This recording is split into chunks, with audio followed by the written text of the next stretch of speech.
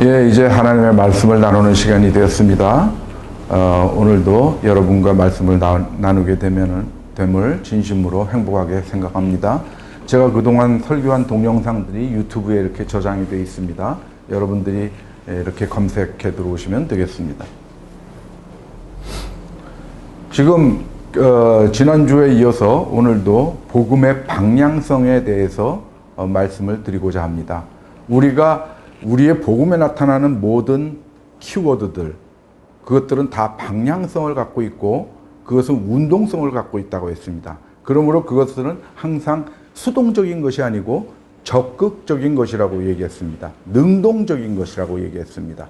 그래서 사도행전 2장 8절에 성령이 너에게 임하시면 너희가 권능을 받고, 그 권능이라는 말이 무엇입니까? 파워, 영어로는 파워인데 힘이란 뜻이죠. 우리가 힘을 받는데 그 힘은 앞으로 나아가는 힘, 움직이는 힘, 우리가 능동적으로 움직이는 그런 힘을 얘기한다고, 의미한다고 말씀드립니다. 그래서 그 힘을 갖고 땅 끝까지 이르러 예수 그리스도의 증인이 될 것이다, 이렇게 말씀하셨습니다. 그러면 그 힘을 가지고, 힘 곱하기 거리, 땅 끝까지 우리가 가는 것, 그것이 일입니다. 하나님의 일을 하는 것입니다.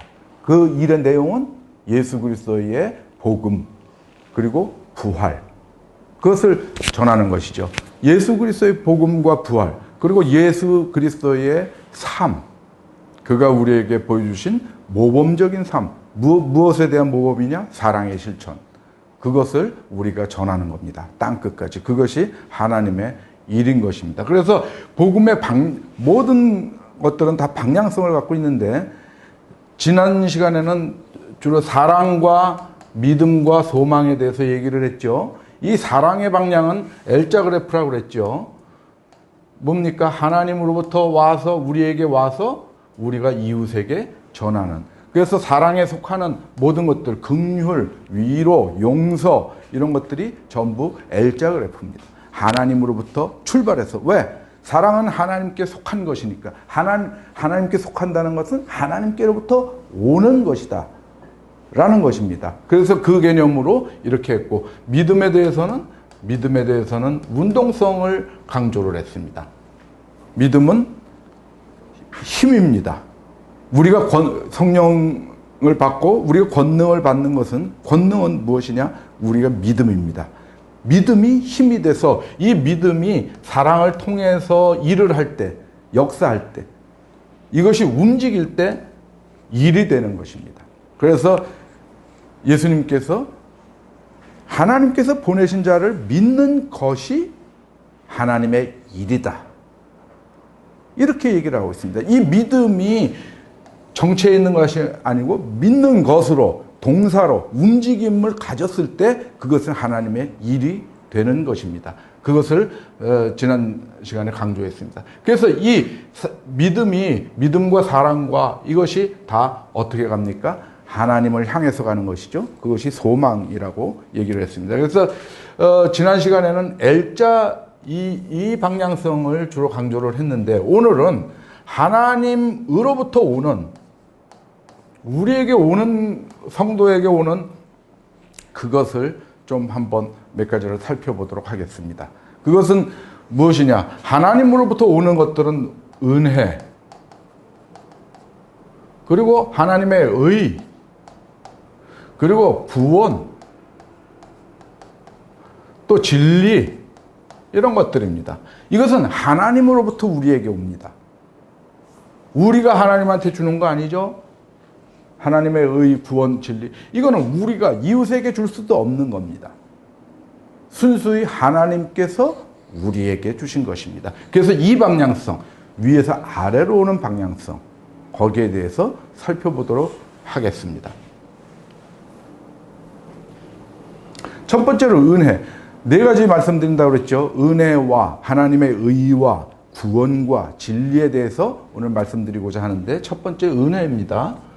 은혜는 고린도전서 1장 3절에 하나님 우리 아버지와 예수 그리스도로부터 은혜와 평강이 있기를 원하노라.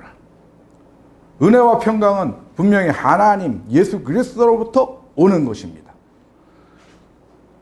히브리서 4장 16절에는 근데 오는데 어떻게 하느냐? 긍휼하심을 받고 은혜를 얻기 위해서 우리가 나아갈 것이니라 이렇게 얘기를 하고 있습니다. 일방적으로 우리에게 주어지는 것이냐? 하나님으로부터 예수 그리스도로부터 오는데 그러면 그 개념은 우리가 어떻게 이해할 것이냐? 약간의 과학적 사고를 동원하도록 하겠습니다.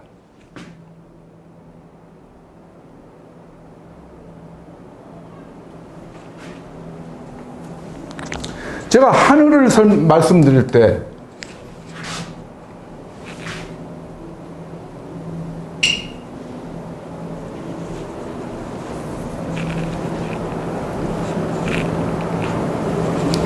제가 주기도문 강의 첫 시간에 하늘의 개념에 대해서 설명드린 적이 있죠. 하늘은 우리가 생각하는 그냥 공간적, 우리가 새가 날고 그게 첫 번째 하늘, 두 번째 하늘은 별이 있고 해가 있고 하는 그런 우주에 있는 하늘. 그 다음에 세 번째 하늘은 그 우주에 있는 코스모스 그 건너편 어딘가에 있는 하늘. 이렇게 해석하면 안 된다. 그러면 많은 모순이 생기는 것을 알 수 있죠. 우리가 복음을 이해하는데 상당한 장애를 겪게 됩니다. 그래서 제가 N차원의 하늘을 설명했습니다. N차원적인 하늘. 그래서 우리가 사는 세상 3차원이고 그 다음에 4차원이 둘러싸여 있고 그 이상의 하늘을 N차원이라고 제가 말씀드렸죠. 5, 6, 7, 8차 이렇게 있죠. 그래서 이 하늘은 공존하고 있는 것이죠. 그래서 하늘에 대해서 다시 한번 여러분들이 조금 그 설교를 한번 들으셨으면 참 좋겠습니다. 이것은 이 차원이 각기 다른 차원으로 존재하는 게 아니고 같이 있는 것입니다. 그러므로 여기에 원리가 여기에도 적용되고 여기에도 적용됩니다. 근데 단지 여기에 있는 사람은 4차원의 세계를 이해할 수 없고 볼 수 없기 때문에 그것이 이상한 것이 되고 이해할 수 없는 것이 되는 것이죠. 또 4차원은 N차원의 것을 이해하지 못합니다. 그러나 그 시스템으로 그냥 돌아가고 있는 것입니다. 우리는 여기에 한정된 것만 인식할 뿐입니다. 물리학적인 것도 화학적인 것도 생리의학적인 것도. 그래서 성령이 잉태하는 거 이해 못합니다. 3차원의 세계에서는 그것이 불가능하니까. 근데 N차원의 생리의학으로는 그것이 가능할 수 있는 것입니다. 근데 그것이 적용되고 있습니다. 그러나 그것이 시시때때로 적용되느냐? 그것은 아니죠. 하나님의 뜻에 합당할 때 하나님의 능력으로 그것이 발현되는 것입니다. 우리는 우리 세상에 살 동안은 3차원의 물리적 법칙 이런 것들에 적용받고 있는 것입니다. 그 삶을 살다가 나중에는 어떻게 됩니까? 이 하늘들의 경계가 다 무너지죠. 베드로후서 3장 12절에 그렇게 나죠. 하나님의 날에는 그 하늘들이 풀어진다. 녹아서 풀어진다. 그 하늘들이. 그래서 하나의 하늘. A new heaven. 하나의 새 하늘. 그것이 된다라는 개념입니다. 이것을 왜 말씀드리느냐 하면은 N차원의 개념을 설명할 때 제가 양자역학을 끌고 와서 뭐 어렵다고 생각하지 마십시오. 공간의 개념에서는 양자 도약이라는 말을 썼습니다. 도약이라는 개념을 설명드렸습니다. 시간에서는 양자 얽힘에 대해서 말씀드렸습니다. 그래서 이것을 조금 알기 쉽게 설명드렸기 때문에 그거 한번 보십시오. 양자 도약에서는 무엇을 설명할 수 있었냐면 이것을 적용하면은 예수님께서 부활 후에 움직이시는 거. 예수님께서 공간의 제약을 받지 않으시고 여기 계시다가 저기 나타나시고 순간적으로 그런 것들이 설명됐습니다. 물리적으로 설명됐습니다. 물리학적으로. 왜냐하면 이것이 실제로 있는 현상입니다. 우리 세계에서. 단 거시 세계가 아니고 미시 세계. 전자. 그러니까 전자 무슨 그 원자 그런 정도의 크기의 그야말로 양자 세계에서 가능한 것. 그래서 이것이 양자역학에서 설명을 하고 있는 것이죠. 얽힘은 양자 얽힘으로 시간의 개념을 설명해서 예정의 개념을 설명했습니다. 우리가 결정할 때 하늘에서도 결정된다. 동시에. 그래서 예정된 것은 없고 너는 구원받을 자, 너는 지옥에 갈 자 결정된 바 없고 우리가 믿는 그 순간 예수 그리스도를 구주로 받아들이는 그 순간 우리는 구원받을 자로 예정된 것이다. 동시 상황이다라는 걸 설명했습니다. 그래서 오늘은 양자역학의 세 가지의 큰 주제인 중첩에 대해서 말씀을 드리는 겁니다. 중첩은 작용입니다. 작용. 어떻게 작용을 하는가. 이 N차원의 하늘에서의 어떤 하나님의 은혜나 구원이나 진리나 이런 것들이 어떤 식으로 우리에게 다가오는가. 분명히 은혜는 하나님으로부터 온다고 그랬죠. 그러면 어떤 식으로 오는 것인가. 하나님으로부터 오는 것은 이렇게 옵니다. 하나님이 이렇게 계시죠. 하나님이 계시고 여기 A, B, C 이렇게 있습니다. 이들은 다 사람들입니다. 그러면 하나님께로부터 오는 것들, 은혜, 하나님의 의, 구원, 진리 이런 것들은 어떻게 옵니까? 직선으로 옵니까? 아닙니다. 파동으로 옵니다. 물결 치듯이. 우리 소리도 파동이죠. 제가 이렇게 말씀을 전할 때 한 사람 한 사람한테 전해지는 게 아니고 전체적으로 전해지죠. 그러나 이렇게 강론을 할 때 어떤 사람은 자는 사람도 있습니다. 어떤 사람은 경청하는 사람이 있습니다. 그러면 이렇게 소리가 파동이니까 전체적으로 갑니다. 누구 한 명을 위해서 간 게 아닙니다. 그러나 자는 사람에게는 들리지 않습니다. 경청하는 자에게는 그 말씀이 효과가 있게 되는 것입니다. 그 원리입니다. 은혜도 구원도 모든 것이 파동으로 옵니다. 파동성입니다.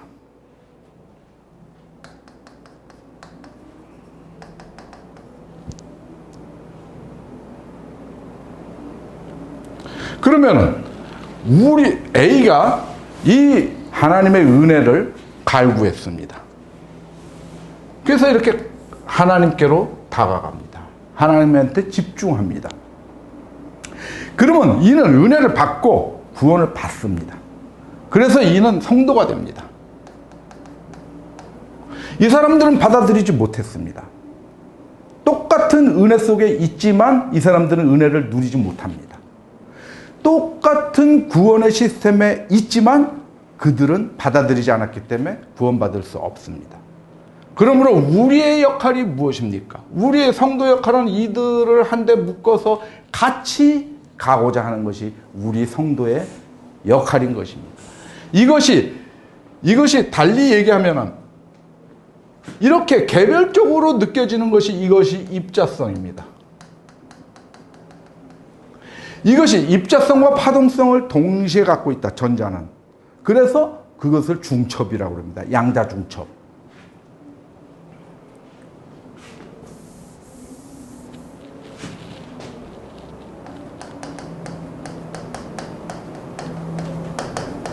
이것은 어떻게 얘기가 되냐면 간단하게만 말씀드리겠습니다. 이 양자역학에 대해서 아주 쉽게 알기 쉽게 쓴 책이 있습니다. 김상욱 교수의 양자 공부라는 게 있습니다. 그것을 좀 한번 관심 있는 사람들은 보면 좋겠습니다. 근데 여기 제가 그것을 보면서 이 양자역학과 복음이 잘 연결되고 있구나. 연결된다라기보다는 이 개념을 적용해서 복음을 좀 이해하는데 우리가 도움을 받을 수 있겠구나라는 것을 깨달은 것이죠. 그래서 보면은 무엇이냐면은 이렇게 아주 가느다란 구멍 2개를 뚫고 여기다가 전자를 쏩니다. 그리고 뒤에다가 이렇게 관찰을 하면은 전자 한 개의 전자알갱이 하나를 쐈는데 이 전자가 하나죠. 근데 계속해서 쏩니다. 그러면 이게 뭐냐면 파동적으로 나타납니다. 이 전자는 한 구멍을 통과하지 않습니다. 동시에 2구멍을 통과합니다. 한 개의 전자가. 그것이 양자역학의 놀라운 세계입니다. 양자 도약에서는 그랬죠. 이렇게 궤도가 있는데 이 궤도에서 저 궤도로 갈 때 전자가 이렇게 경로를 거치지 않고 여기 있다가 없어지고 여기 나타나더라. 이런 현상들이. 근데 이것이 물리학적으로 실질적으로 실험 결과입니다. 지금. 그래서 이것은 그냥 우리의 상상이 아니고 과학자들이, 양자역 학자들이 실험한 결과입니다. 그래서 이것 또한 마찬가지입니다. 수십 개의 구멍을 동시에 통과합니다. 하나의 전자가. 말 안 되는 것 같죠? 실험적 결과입니다. 근데 이것을 관측하면, 측정하면, 즉, 관측하면 한 구멍으로만 통과합니다. 그것이 희한한 일입니다. 그래서 그런 이 엄청난 딜레마에들 빠졌습니다. 근데 결과가 이렇게 나옵니다. 그냥 전자를 막 쏴대면은 파동으로 움직이는데, 그러니까 전자는 실질적으로 파동으로 움직인 것이죠. 근데 그것을 우리가 캐치하는 순간 전자는 입자성을 띱니다. 그것이 양자중첩입니다. 하나님의 은혜가 파동적으로 우리에게 접근해 오는데 우리가 그것을 캐치하면 입자성을 가집니다. 우리한테 특별한 하나의 존재가 됩니다.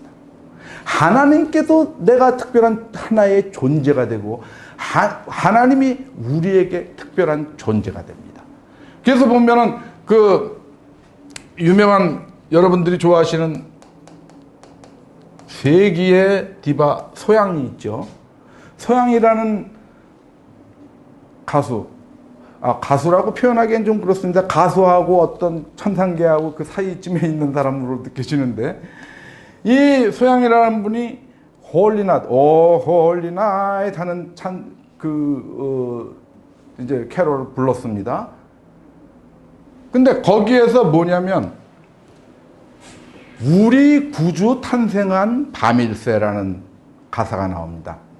그냥 이래서 Night of our dear Savior's birth 이렇게 영어로는 그렇게 하죠. 근데 our 구세주, 이게 원래의 가사입니다.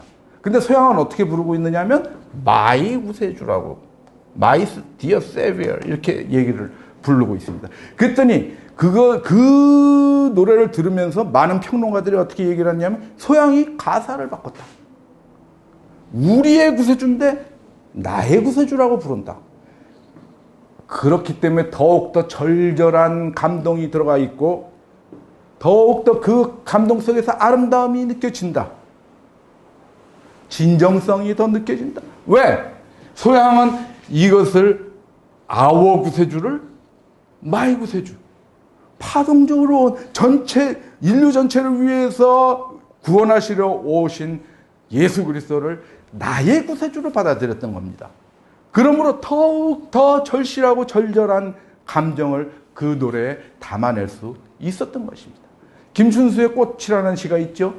내가 그 이름을 불렀을 때 그가 나에게로 와서 꽃이 되었다. 내가 그 이름을 부르기 전에는 하나의 몸짓에 불과했다. 많은 야생화 꽃들이 있습니다. 그냥 지나갑니다. 그냥 바람에 나부끼는 몸짓에 불과했지만 내가 어느 한 곳에 집중했을 때 그가 나에게로 와서 나에게 꽃이 되었다라는 겁니다. 이것이 우리가 하나님께 갈 때 하나님은 나의 구세주가 되는 거고 나에게로 와서 꽃이 되는 것입니다. 의미 있는 결과가 나타나는 것입니다. 이 개념으로 계속해서 한번 생각을 해보도록 하겠습니다. 그러면 은혜가 다시 돌아와서 은혜죠.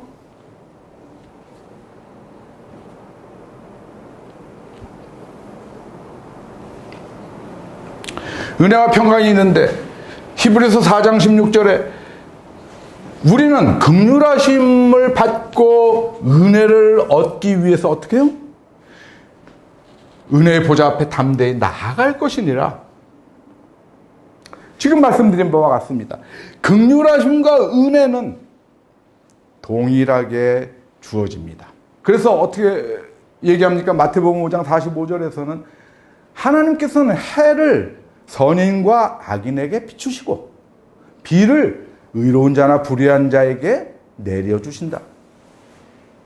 똑같이 주시는 겁니다. 범용으로 그냥 있는 거예요. 특별히 어떤 하나님의 은혜라는 것이 나를 위해서 만들어진 것이 아니고 모든 인류를 위해서 만들어졌는데 내가 다가가면은 나의 은혜가 되는, 나에게 은혜가 되는 겁니다. 하나님의 은혜가 입자적으로 나와 하나님과 일대일 개체로 상대가 되는 것입니다. 파동이 아니고 개체적으로. 근데 하나님의 은혜는 개체적입니다. 그래서 이 긍휼하신 분, 근데 나아갈 것이니라 뭡니까? 프로스 에르코마이. 무엇을 향해서 가는 겁니다. 방향성입니다. 은혜의 보좌 앞으로 나아가는 것입니다. 그래서 긍휼하심은 어떻게 됩니까? 어떻게 였습니까? 유다서 1장 21절에 어떻게 나와 있습니까? 너희는 하나님의 사랑 안에서 자기를 지키며 영생에 이르도록 예수 그리스도의 긍휼을 기다리라. 그러면 긍휼하심을 받게 되죠. 그때 기다리는 게 뭡니까? 프로스 데코마이.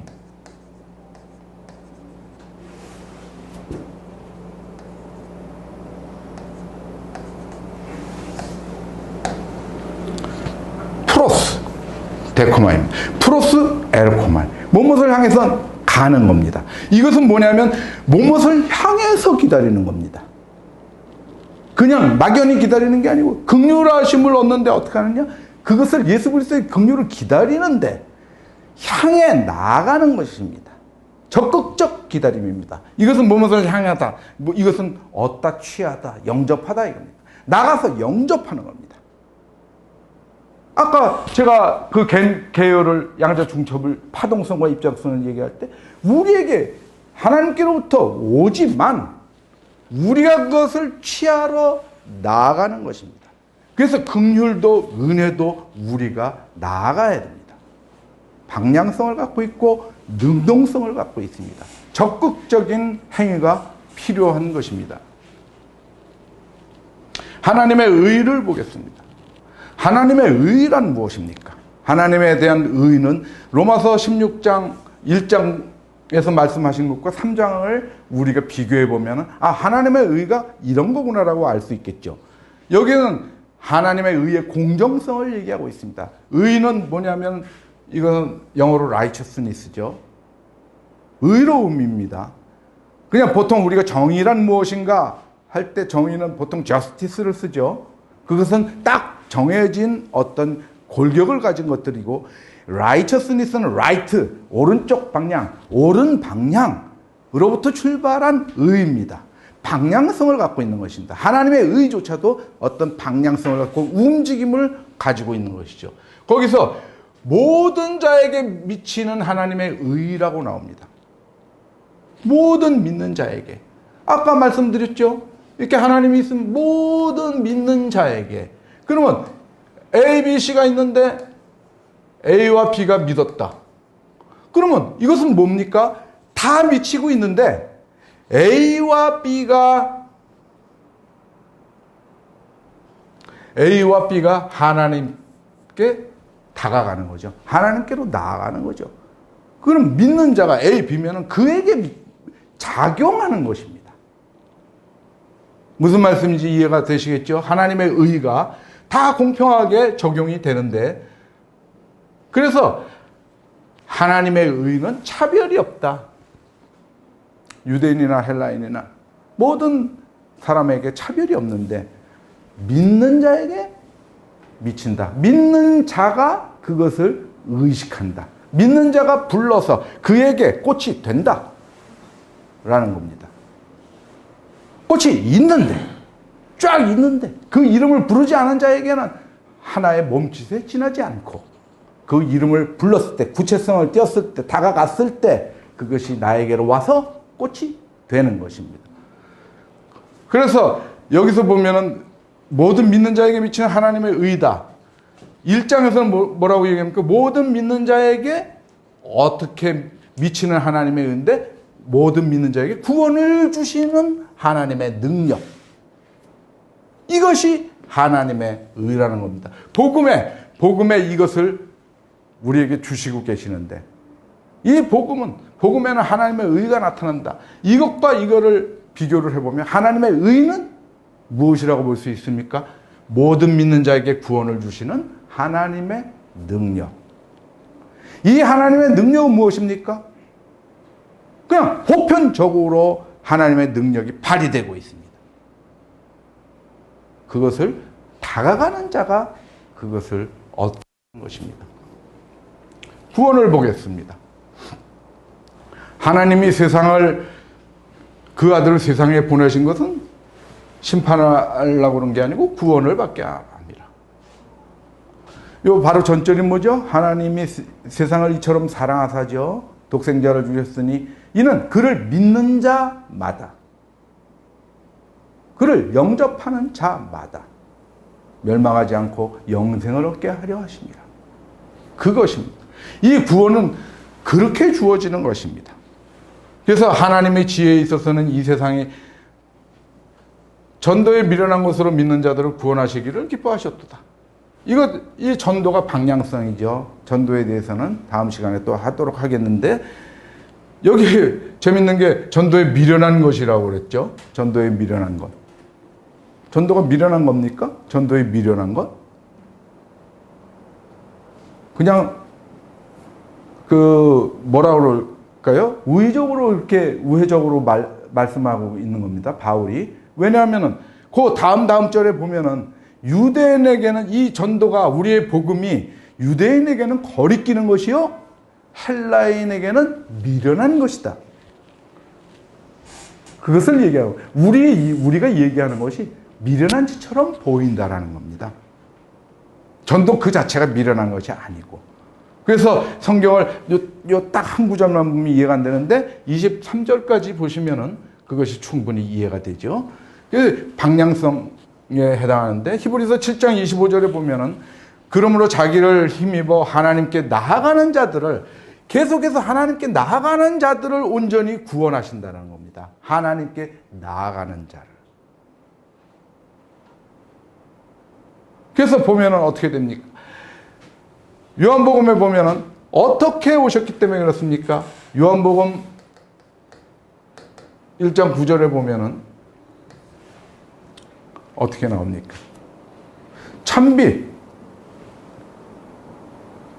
참빛으로 오셨죠. 예수님께서.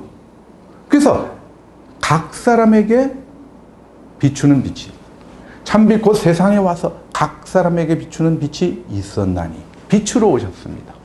빛은 무엇입니까? 빛은 똑같죠. 파동성과 입자성을 갖고 있죠. 이 광자라는 것이.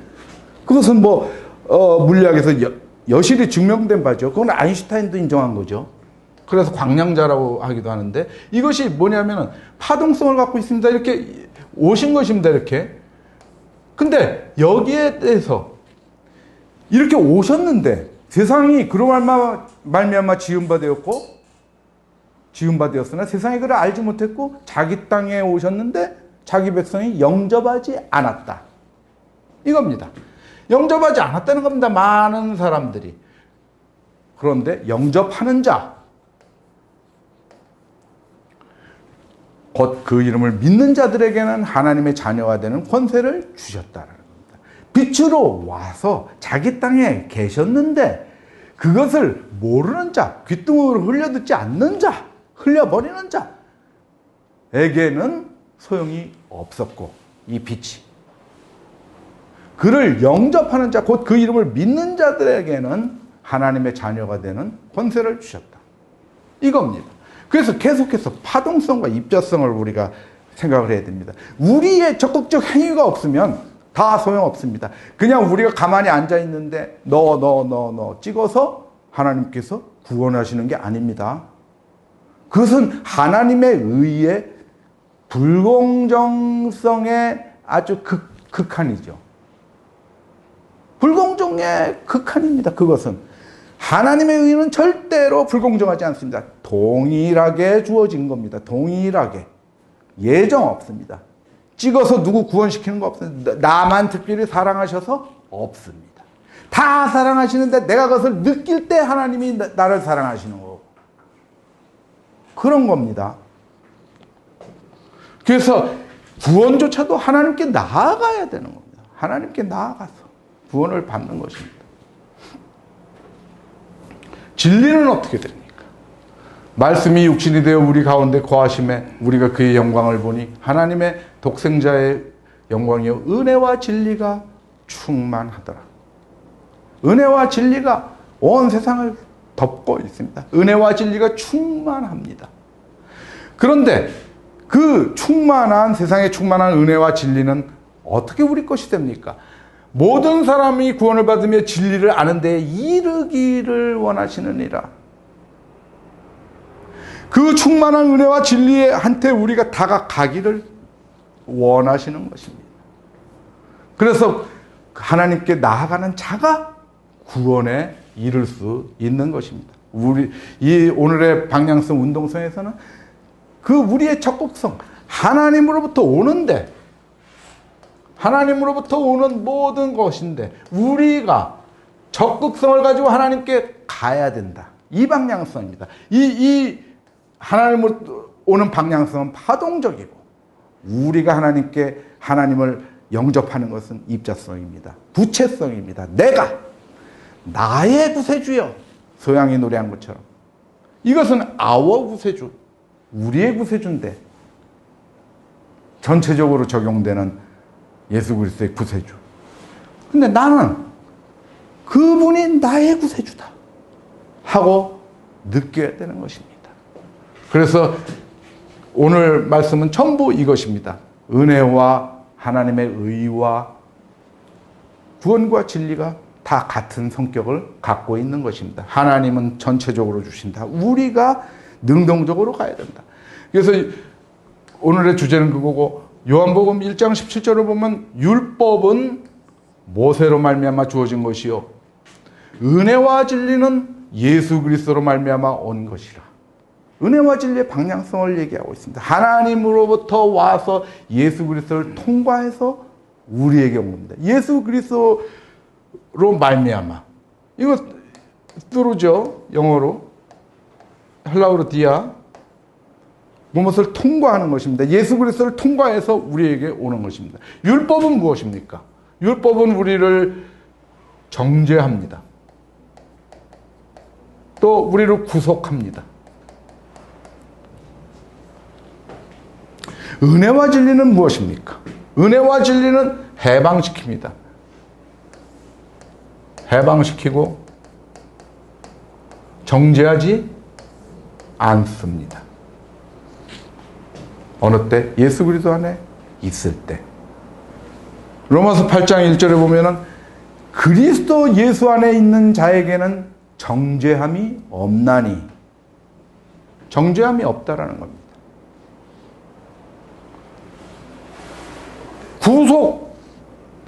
구속 상태. 율법은 구속하는 것이죠. 우리를 올가매죠. 수많은 율법들이. 8장 1절에는 정죄가 없다. 8장 2절, 그 다음 절에는 뭐라고 합니까? 오직 그리스도 예수 안에 있는 생명의 성령의 법이 너를 해방하였습니다.